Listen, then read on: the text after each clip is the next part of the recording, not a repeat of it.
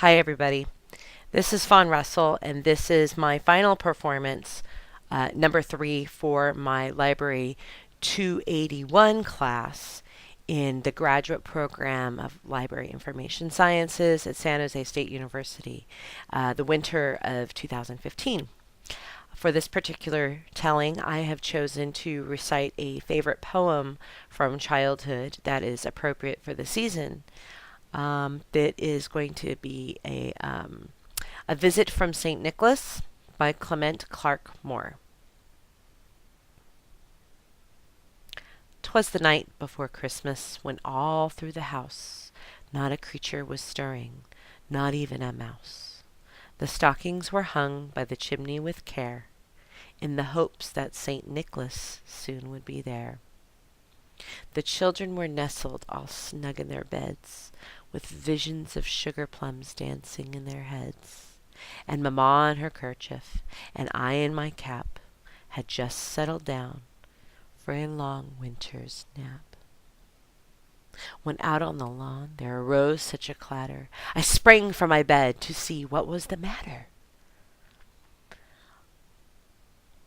Away to the window I flew like a flash. I tore open the shutters. I threw up the sash. The moon on the breast of the new fallen snow gave a luster of midday to objects below, when what to my wandering eyes should appear but a miniature sleigh and 8 tiny reindeer, with a little old driver so lively and quick that I knew in a moment that it must be Saint Nick. More rapid than eagles their coursers they flew, and he whistled and shouted and called them by name.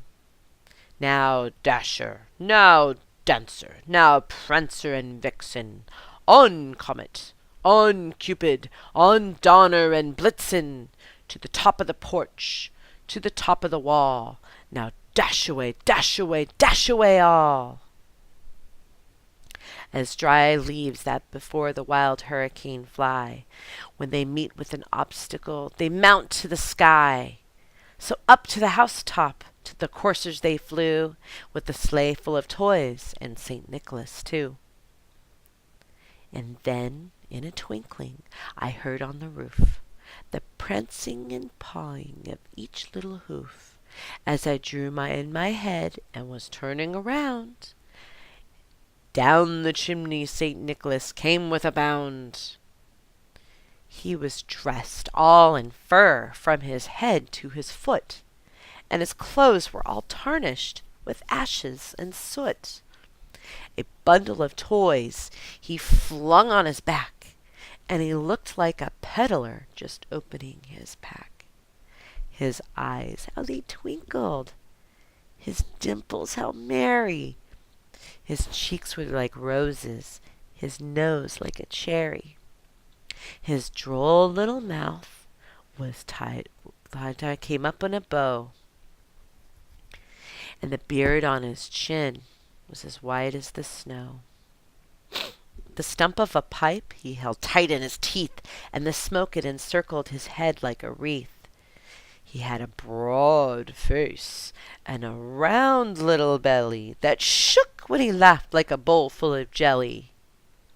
He was chubby and plump, a right jolly old elf, and I laughed when I saw him in spite of myself. A wink of his eye and a twist of his head, and I soon gave me know I had nothing to dread. He spoke not a word, but he went straight to his work, and filled all the stockings, and then turned with a jerk, and laying a finger aside of his nose, giving a nod, up the chimney he rose. He sprang to his sleigh, to his team gave a whistle, and away they all flew like the down on a thistle.